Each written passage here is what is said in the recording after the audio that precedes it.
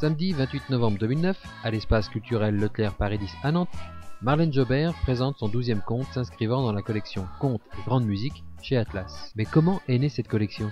Oh, elle est née parce que j'ai cherché comment faire découvrir et aimer les grands compositeurs classiques à mes filles. Et j'ai acheté tout ce qui existait dans le commerce quand elles avaient 7-8 ans et tout est resté dans les placards. Alors je me suis dit, c'est donc pas assez ludique. Et comme j'avais déjà commencé d'écrire des contes et que j'avais bien compris qu'à travers les contes on pouvait transmettre pas mal de choses, je me suis débrouillée pour faire une collection de contes fantastiques que j'ai imaginés pour faire aimer et découvrir les grands compositeurs classiques. Bien sûr, les extraits que je propose, qui font partie intégrante du récit, sont courts, facilement mémorisables, parce que pour les petits, ça peut pas être de grands extraits, c'est pas possible. C'est d'abord ludique. J'avais envie de faire Verdi, j'avais envie absolument, parce que j'ai découvert Verdi, je me suis dit, bon, j'en avais fait beaucoup, mais comment leur faire découvrir les opéras de Verdi à petite dose? Il y a aussi beaucoup d'ouverture, il y a très peu de choses chantées. Mais c'est surtout une histoire avec beaucoup de péripéties et c'est en même temps émouvant, et c'est en même temps... Enfin, comme j'interprète tous les personnages, évidemment, je me débrouille pour les faire rire aussi. Auteure de talent et conteuse hors pair, Marlène Jobert vous invite cette fois à un conte de Noël. C'est l'histoire d'un vieux grigou nommé Léon Ladre.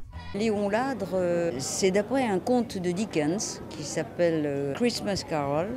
Et c'est l'histoire d'un vieux qui est tellement désagréable, détestable, qui reçoit la visite de 3 génies le soir de Noël, puisque c'est d'avant tout un conte de Noël. Et ces 3 génies vont lui faire un parcours qui vont lui faire découvrir sa vie qui finalement est absolument une vie triste, sans intérêt. Il va découvrir la générosité, le plaisir de la musique surtout, parce que les fantômes sont accompagnés d'extraits de Verdi. J'essaye de transmettre un petit peu de leçons de morale, avec du plaisir, que du plaisir, les enfants veulent du plaisir. Un conte qui vous promet mots et merveilles et où l'auteur ne cède pas au langage enfantin, histoire de nous dire que les enfants sont à prendre au sérieux et de leur faire aimer aussi la belle écriture.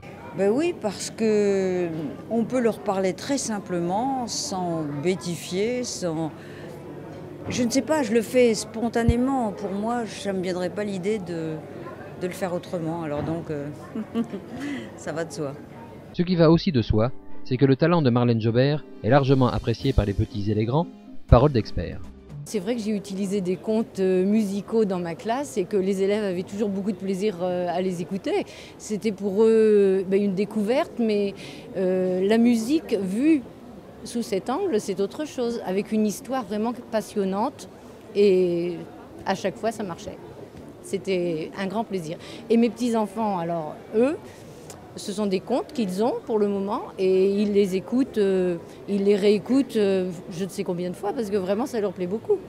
Je disais justement, je suis institutrice et j'utilise assez souvent ça à l'école avec les enfants et très jeunes, ils aiment beaucoup la musique classique en fait. Alors toute seule non, mais avec les contes, ça passe très très bien. Ça passe tellement bien que les enfants demandent des instruments de musique après avoir entendu un conte de Marlène Jobert. Alors, ça fait quoi d'être une fée dans la vie des enfants ? Du bien. C'est très très gratifiant, ça me fait vraiment très très très plaisir. C'est une démarche que je vois récompensée. Donc je suis très flattée, ça me fait très plaisir. Curieux Noël pour un vieux grigou rend hommage à la musique de Verdi, nommée La force du destin. Une force que l'on a peut-être tous en nous.